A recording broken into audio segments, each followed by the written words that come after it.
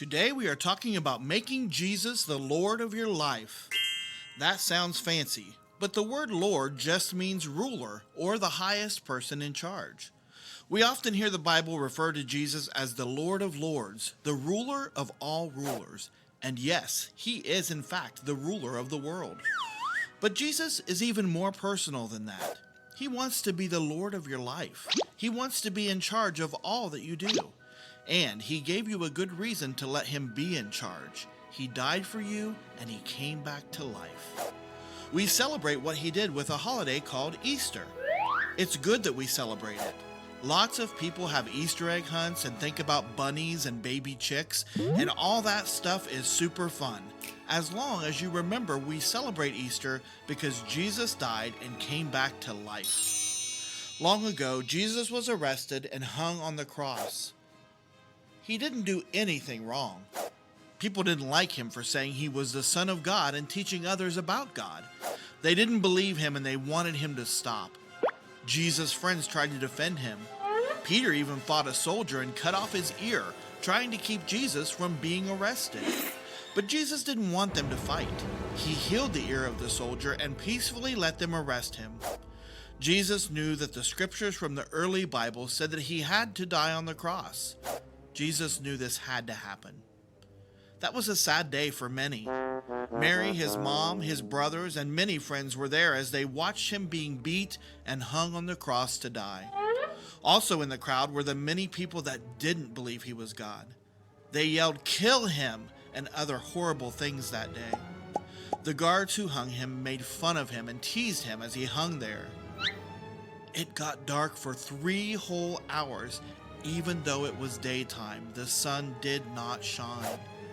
Jesus said, "Father, I give you my life. It is over." And he died. The ground shook and the earth rumbled. Inside the temple, the large curtain ripped from top to bottom. This was a symbol that God's presence was no longer kept inside that temple. His spirit would be for everyone, everywhere, at any time. Then they took Jesus down and placed his body in a cave-like grave and rolled a stone in front of it to seal the entrance. 3 days later, Jesus came back to life and walked right out of that tomb. An angel of God had moved the stone and Jesus was alive and walking around. He would soon begin to see his friends and family again, and they were excited and couldn't believe what they were seeing. Jesus is alive! Jesus is alive! Jesus would eventually rise up into heaven.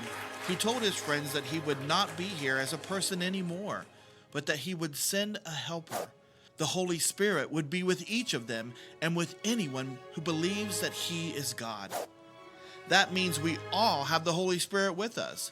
He gives us thoughts and feelings and makes situations happen for us to follow and to react to.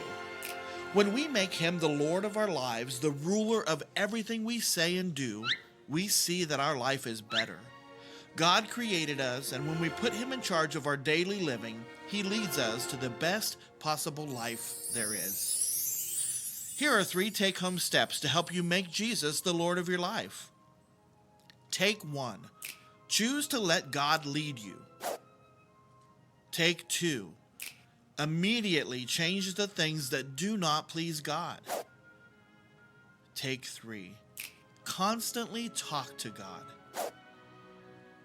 Remember, treat others the way you want to be treated. We'll see you next week.